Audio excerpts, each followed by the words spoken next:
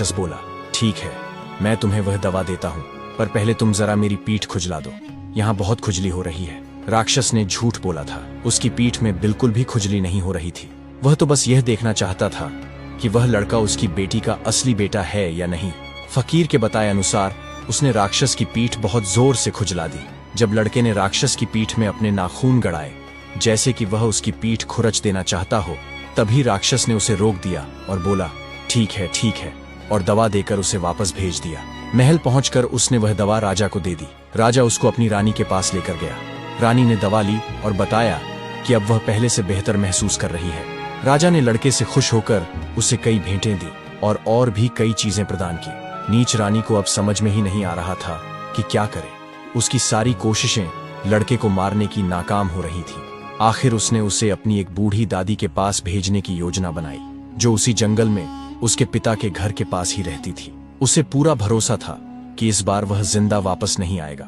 सो उसने राजा को बुलाया और उससे कहा, मेरे घर में मेरी एक बहुत ही कीमती कंघी है, मुझे वह चाहिए। मेहरबानी करके उस लड़के को मेरी वह कंघी लाने भेज दो। जब वह जाने के लिए तैयार हो तो मुझे बता देना, मैं उसे अपनी दादी के नाम चिट्ठी दे दूंगी। राजा ने उसकी बात मान ली और लड़का उससे उसकी दादी के नाम की चिट्ठी लेकर चल दिया। रास्ते में फिर वही फकीर मिला तो उसने पूछा, अब कहाँ चल दिए? लड़के ने उसे फिर से सब कुछ बता दिया। तभी फकीर की नजर लड़के के हाथ में रखी चिट्ठी पर पड़ी। फकीर बोला, जरा मैं भी तो पढ़ूं कि इसमें क्या लिखा है। फकीर ने चिट्ठी पढ़कर कहा, क्या तुम जानबूझकर मौत के मुंह में जाना चाहते हो? यह चिट्ठी तो तुम्हारी मौत का फरमान है। इसमें लिखा है, इस चिट्ठी को लाने वाला मेरा सबसे बड़ा दुश्मन है। मैं कोई भी काम तब तक पूरा नहीं कर सकती जब तक यह जीवित है। जैसे ही यह तुम्हारे पास पहुंचे, इसे बिना कुछ सोचे मार देना। यह सुनते ही लड़का डर के मारे थर थर कांपने लगा, पर वह राजा को दिया अपना वचन नहीं तोड़ सकता था। उसने ठान लिया कि चाहे जान चली जाए, वह राजा का काम पूरा करेगा। फकीर ने लड़के की निष्ठा देखकर चिट्ठी फाड़ दी और एक नई चिट्ठी लिखी। उसमें उसने लिखा, यह मेरा बेटा है। जब यह तुम्हारे पास पहुंचे तो इसका विशेष ध्यान रखना और इसे बहुत प्यार देना। इतना लिखकर बाबा ने चिट्ठी लड़के को दे दी और कहा कि राक्षसी को नानी कहकर पुकारना और उससे डरना नहीं। लड़का चिट्ठी लेकर जंगल की ओर चल पड़ा। थोड़ी देर में वह राक्षसी के घर पहुंच गया और ठीक वैसा ही किया जैसा फकीर ने कहा था। उसने राक्षसी को नानी कहकर पुकारा और चिट्ठी उसे दे दी। चिट्ठी पढ़कर राक्षसी बहुत प्रसन्न हुई। उसने लड़के को गले लगाया और अपनी बेटी और उसके शाही पति के बारे में बातें पूछी। लड़के ने सब बात बना बना कर कह दी। राक्षसी ने लड़के का खूब ध्यान रखा और उसकी सुख सुविधा का पूरा ख्याल रखा। जब लड़के ने कहा, नानी माँ, अब मुझे जाना होगा, तो राक्षसी बोली, मुझे कुछ बताना है, तुम्हें और कुछ भेंट भी देनी है, इसलिए तुम कल चले जाना। लड़का मान गया।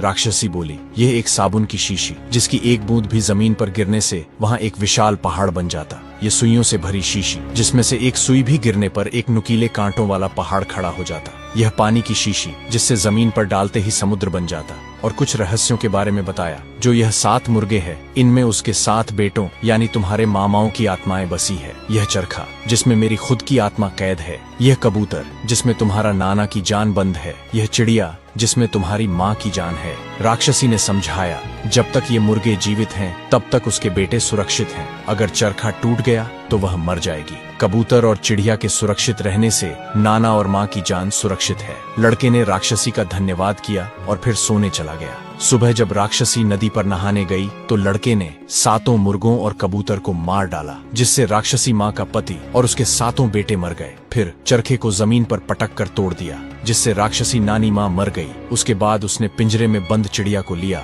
और राजा के महल की ओर निकल पड़ा। रास्ते में उसे वह कुआं मिला जहाँ उसकी माँ कैद थी। लड़के ने सारी घटना अपनी माँ को बताई। उसकी माँ ने भी बताया कि वह राजा ही उसका पिता है, जिसने किसी गलतफहमी के चलते उन्हें कुएं में फेंकवा दिया था, जिसका कोई सबूत न होने के कारण वे इतने वर्षों तक उसी कुएं में फंसी रहीं। फिर लड़के ने अपनी माँ और दूसरी माँ को कुएं से बाहर निकाला। सब मिलकर खुशी खुशी राजा के महल की ओर चल पड़े।